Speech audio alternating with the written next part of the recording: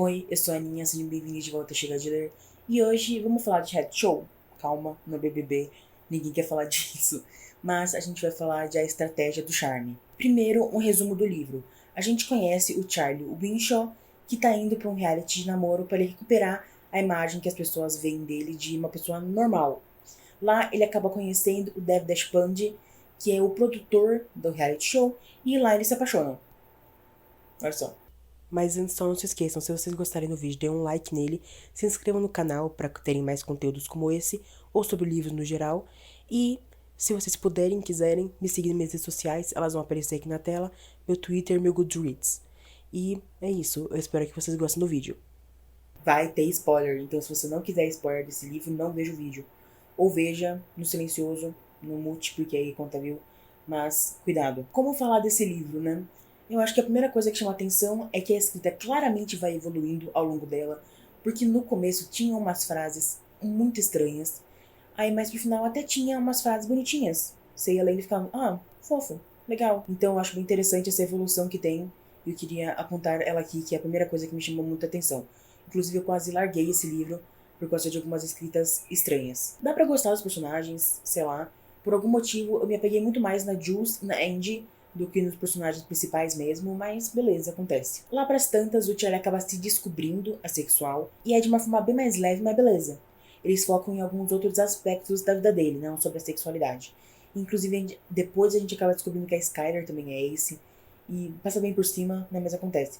Eu só acho meio complicado que eu achei esse livro num post no Instagram, eu acho, falando sobre representatividade assexual.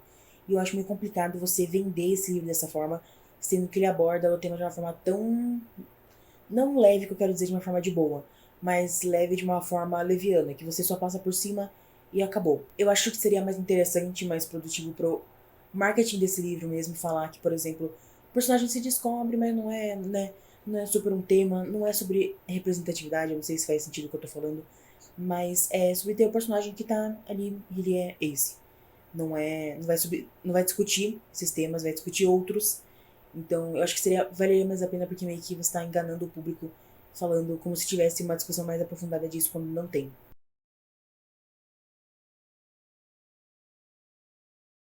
Eu acho que a gente perde muito por não ter um foco maior no reality. Beleza, o foco é o relacionamento deles, eu entendo. Beleza, é um livro de romance. Mas eu acho que a gente perde muito por não conhecer as meninas. Até porque, beleza, a gente sabe que no final o que importa vai ser o Dev, não as meninas. Mas a gente teria que se envolver um pouquinho com elas, porque no final, algumas delas acabam sendo até importantes pro plot. E eu queria ter visto mais delas, né? O que mais eu posso falar? Eu queria ter visto mais delas. E também, a gente não entrar muito no reality faz o livro perder um pouco do diferencial dele. Porque o diferencial dele não é ser um livro de romance, sei lá, tudo isso mais. O que é diferente nele é que se passa num reality show. E se você não aborda tão bem essa parte, se você passa pelas provas como se fosse qualquer coisa, você acaba perdendo esse diferencial que ele deveria ter. Se você vai entregar um livro falando, olha, ele tem essa coisinha diferente, você deveria focar um pouquinho mais nela. E também algumas coisas de narrativa e escrita em si não ajudam. Porque, por exemplo, lá pro final do livro, a gente fica entre a Sabrina ou a Lauren Ellie serem expulsas. Não expulsas, mas, tipo, eliminadas. E não fala no capítulo. Eu não sei se serve pra alguma coisa narrativamente não falar naquele momento, mas a gente só descobre quando eles comentam levemente em outro momento lá pra frente, depois disso, no capítulo seguinte. Então, o formato reality se perde. E né, essas escolhas narrativas também são estranhas, porque você quer pelo menos saber quem foi eliminado, eles não falam isso. Não sei, foi estranho. E a questão do reality também afeta a visão do que o Dev tem sobre o amor. Porque ele se apega muito no reality mesmo sabendo que é tudo mentira. E mesmo tendo uma justificativa para isso, eu acho que a gente não ter tanto desenvolvimento e aparição do reality nesse livro faz com que ele só pareça uma pessoa muito tapada, idiota, que só quer acreditar no amor que tem nesse reality. Porque sim, a gente lendo, a gente que não tá dentro do negócio, a gente que não tá vivendo, só tá lendo sobre o que tá acontecendo, consegue perceber que não é o que parece. Mas ele que tá lá dentro, apesar de ter uma justificativa, ele quer muito acreditar, eu acho bem ruim. Um comentário que eu anotei aqui, que o Dev ele acaba entendendo, descobrindo que o amor que eles vendem no reality show é falso. Né? É Felizes para Sempre, eu acho que é o nome do reality. E aí ele fala assim, ele jogou 6 anos da vida no lixo, depois que ele descobre. E não é bem assim. Beleza, ele entendeu que ele não tá fabricando o amor verdadeiro entre as pessoas, ok, é justo, mas ele ganhou muito conhecimento. Eu tenho um problema muito grande quando as pessoas elas falam que porque alguma coisa não deu certo foi um tempo desperdiçado. Não foi, cara. Ele descobriu um monte de coisa por causa do reality, ele literalmente conheceu o Charlie.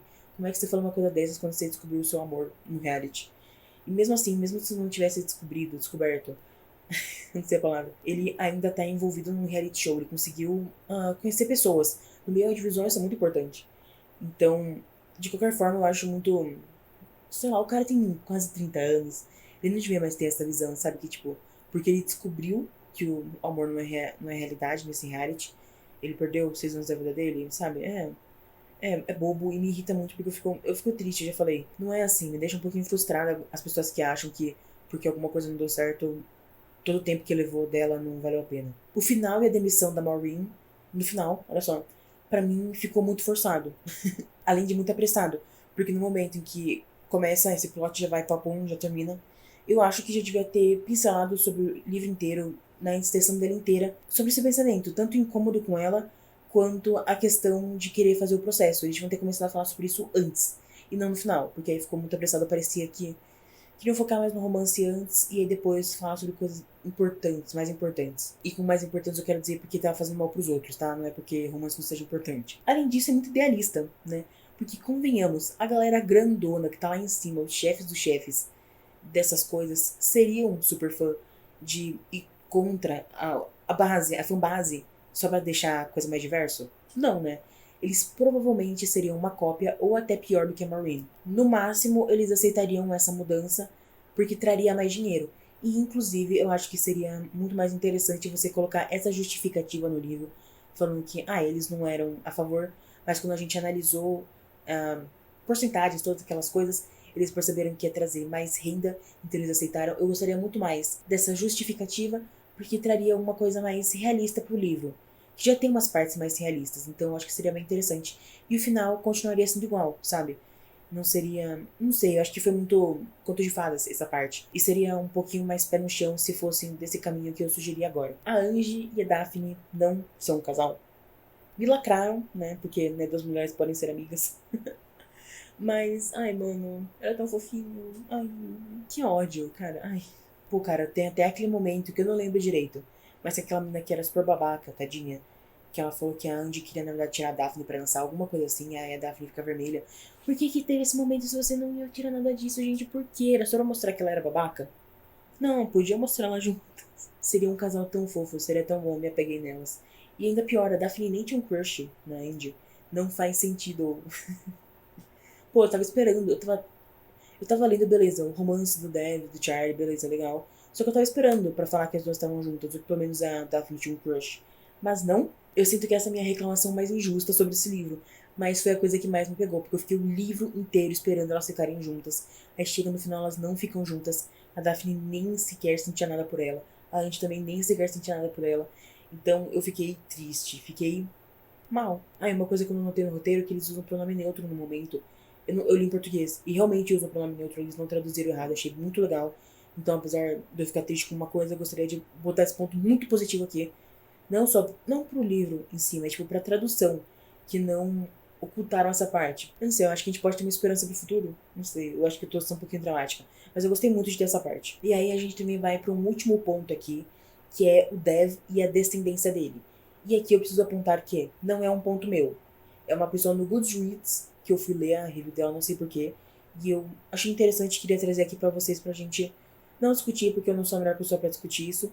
Mas pra trazer esse ponto, se vocês quiserem comentar o que vocês acham, estão mais do que bem-vindos. Enfim, essa pessoa levantou que a descendência do Dev não tem influência nenhuma na história dele. E nem na história do livro no geral. A criação dele ser diferente já da criação de um homem branco devia fazer diferença na forma como ele vê tudo no geral. E no final não tem nada, realmente não tem diferença. Ele poderia ser branco, não faria diferença.